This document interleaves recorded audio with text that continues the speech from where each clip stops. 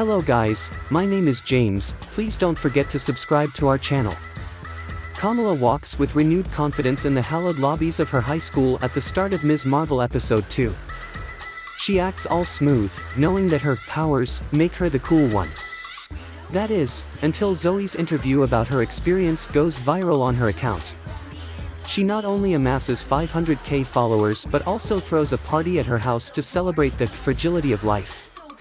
Kamala seems romantically interested in Cameron, a new senior at school, and suggests to her friends that they should go to the party, because Cameron is invited. Having discovered the power of the bangle, Kamala and Bruno set out to explore their real worth and extent.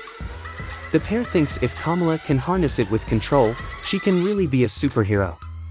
Bruno notices during the trials that the source of the powers is not the bangle but comes from Kamala's core. By the looks of it, Kamala grows better at doing so. For the first time in the series, we see firm religious representation. The namaz Ada, offering of prayers, in the masjid, mosque, is the perfect place for the creators to show how the playing field between the two genders is uneven.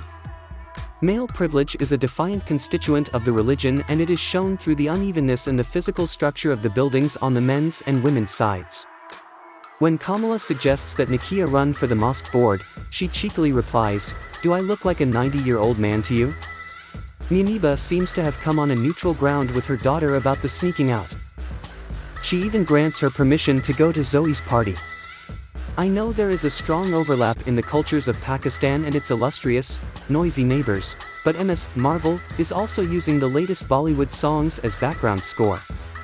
The popular Jalabai by croons as Cameron shows off his sculpted body.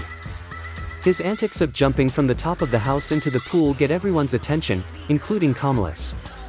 Police show up, like they always do at illegal teenage parties. How do they do that? And Cameron and the group escape in his car. Yes, they go with him. He drops them off at a restaurant and gives Kamala his number. It has to be said, Cameron and Kamala hit it off really well.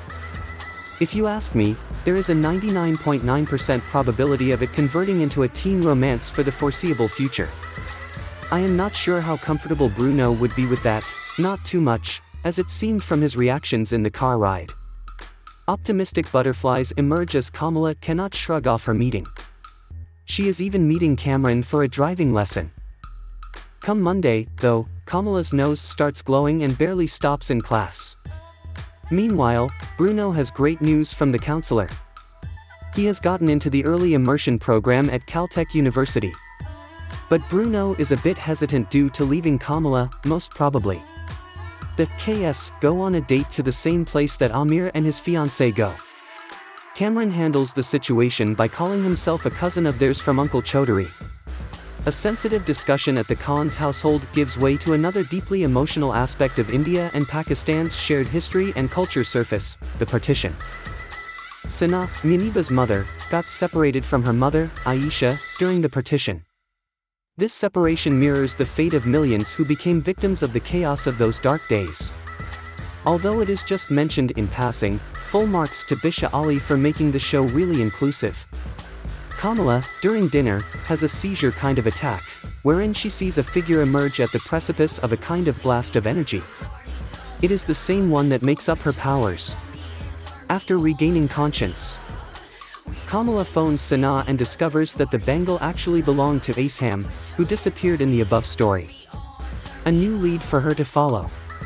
Surprisingly, Muniba warns Kamala to never talk about Aisha again as she brings her up.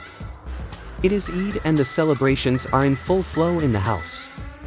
The extended family converges at the mosque, where big celebrations are planned to enjoy the festivities. Nakia has actually decided to run. She distributes duties for promoting and canvassing for her top Kamala and Bruno. The strategy goes brilliantly, as Nakia and Kamala sound convincing to their target voters. Zoe is called into questioning by Agent Cleary. He mentions the enhanced individual. Cleary's tone is snide and insinuating. Meanwhile, Agent Deaver walks in from the shadows to lean in. They press her to answer questions about Kamala. The agents have big plans to find that individual as early as possible. At the Eid celebrations, a boy is on the verge of slipping out and falling from a tall tower. Kamala rushes to the scene and saves his life, in her costume. She is able to save him, just about, but experiences another vision, probably seeing Aisha, and loses grip of the boy. His softened fall doesn't do much damage but riddles Kamala with another mystery. The department sets a trap to arrest Kamala. They are almost successful, only to be undone by another group watching Kamala closely. It is Cameron and his mother. So, Cameron finding and getting close to Kamala was no coincidence. I mean, it might have been more delicate to Kamala if it would have happened otherwise, but this is the reason they meet.